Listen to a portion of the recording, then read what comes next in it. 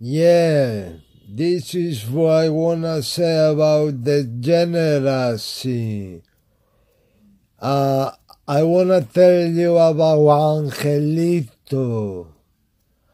Angelito was the drunk of my hood when I was growing up, when I was around 8. And he used to sing at night songs. He used to sing at night together with the cats and the feral dogs. And I saw him a couple of times during the day, and he was a marvelous sight to behold.